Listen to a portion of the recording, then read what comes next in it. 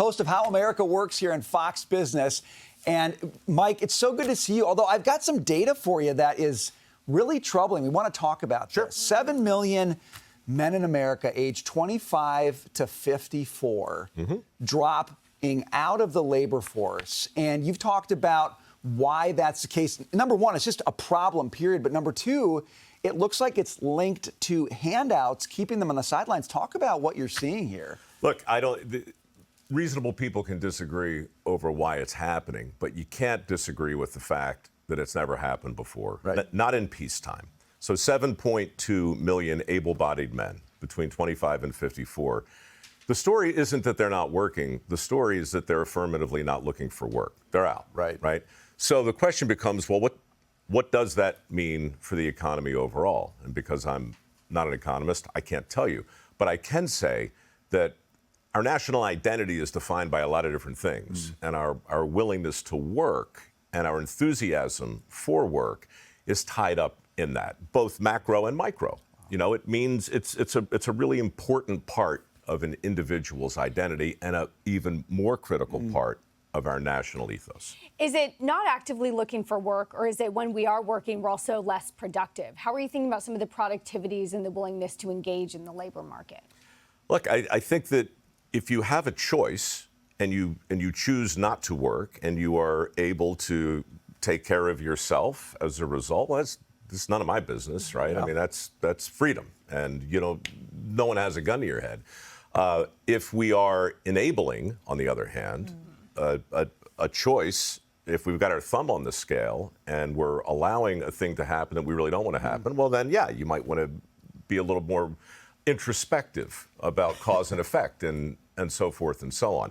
I'm just mindful of the fact that you guys were talking about it earlier, this weird, inflation versus prices, and you have to look at two things at the same time.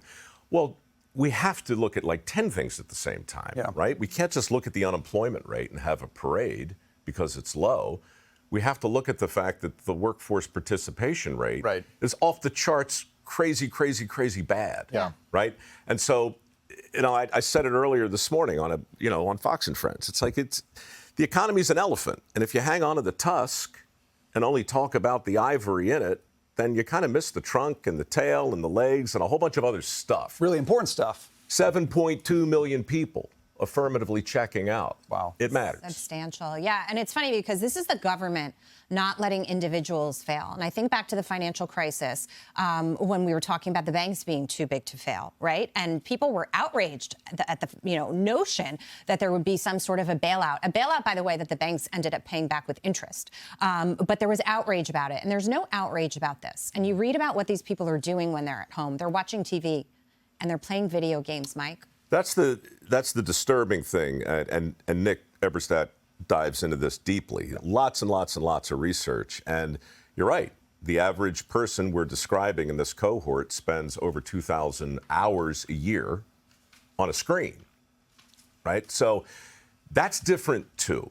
And then you can talk about substances, and you can talk about all kinds of other harmful behavior that's going on. But don't forget about the politics of it either. Part of the reason we don't talk about this is when you say, okay, 7.2 million able-bodied men are out, what's it mean? I can tell you right away. My buddies on the right are going to tell me that means those people are lazy and entitled. Hell with it. My buddies on the left are going to say, who can blame them? And look how greedy and rapacious the employers are. And so you immediately get trapped in this binary conversation about, are they lazy or are they wise and prudent and living their best life? So let's cut through that binary and talk at a practical level. I got a son. I got a 9-year-old son. What messages do young men? Now he's a very young man. Yeah, so get him out there working. But you think about the messages that they haven't heard for a long time and the messages they need to hear. How do you counsel a dad like me with a boy who you want to grow up to be productive and in the labor force? Yeah, I get it. Look, it's hard, right? You're talking about PR.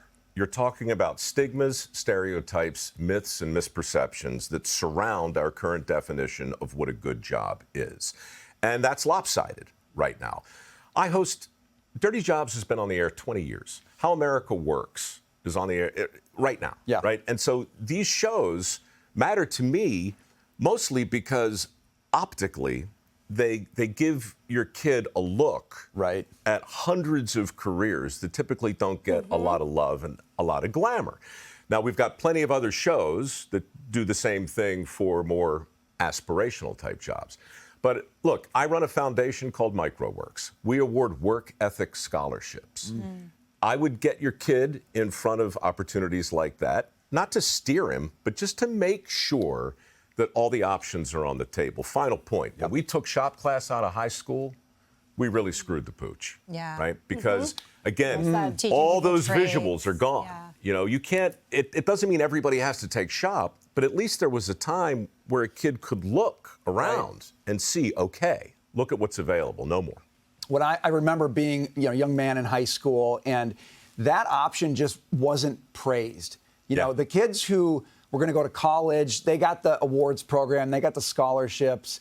The kids who wanted to go that route, it was like, well, we're glad there's a second best for you. And to me, that just seems like so bad. It's a vocational consolation prize. Yeah, right. And it's BS because look, MicroWorks has helped train 1,500 people. I can introduce you to countless welders who are making 6 figures a year, no college debt. We need to tell their stories. Invite me back. I'll bring a few on. Electricians, plumbers, not to mention the fact that it encourages entrepreneurship. You can go into those fields, start your own business, and that's living the American dream, right? Huge. Yeah. Well, be sure to watch How America Works with Mike Rowe on Mondays at 8 p.m. Eastern, right here on Fox Business. Mike, thanks so much. Great to see Anytime. you, And as good luck and always. congratulations. Love what Thank you're doing. you. Thanks, Mike.